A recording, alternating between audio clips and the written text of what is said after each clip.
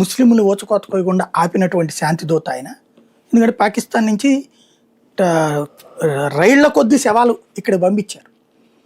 అదే సందర్భంలో ఇక్కడున్నోళ్ళు రియాక్ట్ కాకుండా శాంతిదూతగా వ్యవహరించారు ఆయన, హిందువులు రియాక్ట్ కాకుండా.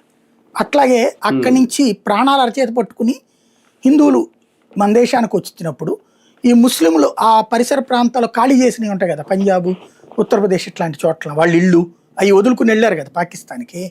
అలా వెళ్ళిన ఇళ్ళు మసీదులు అవన్నీ ఖాళీగా ఉన్నాయి. అందులో వీళ్ళు నివసించడానికి అప్పుడు ప్రభుత్వ పోలీసులు వీళ్ళందరూ అందులో ఉండమన్నారు. వీళ్ళు అట్లా ఉంటున్న వాళ్ళని వాళ్ళ మసీదులు అర్జెంటుకి ఖాళీ చేయాలి, వాళ్ళ ఇల్లు అర్జెంటుకి ఖాళీ చేయాలి, లేకపోతే ఆమరణ నిరాదీక్ష చేస్తానని ప్రకటించిన ఆయన గాంధీ గారు. అంతటి శాంతిదూత ఇట్లాంటి ఎవరు చెప్తారు?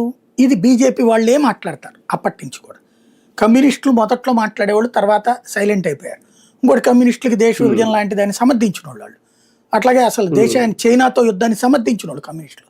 ఒకళ్ళు సమర్థించారు, ఒకళ్ళు వ్యతిరేకించారు. అందుకే కమ్యూనిస్టులు విడిపోయి సిపిఐ సిపిఎం అయింది ఆ రోజున.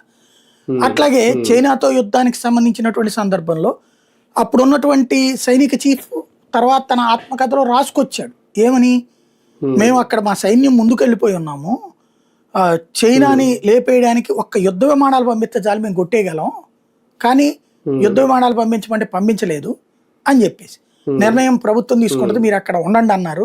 చివరికి లొంగిపోమని మాకే సూచించారు, లొంగిపోవాల్సి వచ్చింది మేము అని చెప్పారు అప్పుడు ఉన్నటువంటి వాళ్ళు.